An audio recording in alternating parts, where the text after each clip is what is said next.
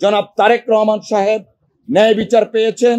জনাব তারেক রহমান সাহেবকে অন্যায়ভাবে এই মামলায় অন্তর্ভুক্ত করেছিলেন।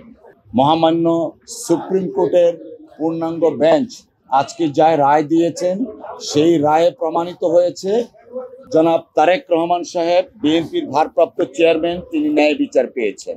আপনারা জানেন এই মামলাটা অত্যন্ত একটা হিনিয়াস ক্রাইম ছিল, কিন্তু শেখ হাসিনা ওয়াজেদ তার রাজনৈতিক উদ্দেশ্যে ব্যক্তিগত জিঘাংসা থেকে জনাব তারেক রহমান সাহেবকে অন্যায়ভাবে এই মামলায় অন্তর্ভুক্ত করেছিলেন।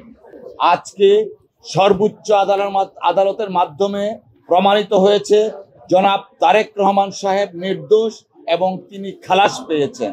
পাশাপাশি এইটাও এস্টাবলিশড হয়েছে শেখ হাসিনা ওয়াজেদ প্রকৃত অর্থে আইবি রহমান সহ যারা আনফরচুনেটলি মৃত্যুবরণ করেছেন তাদের বিচার শেখ হাসিনা চায়নি।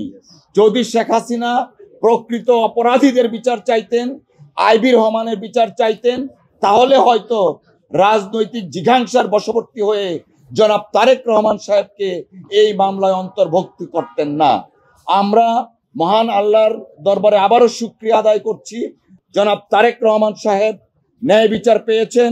আমরা বিএনপির পক্ষ থেকে আল্লাহর দরবারে শুকরিয়া আদায় করছি।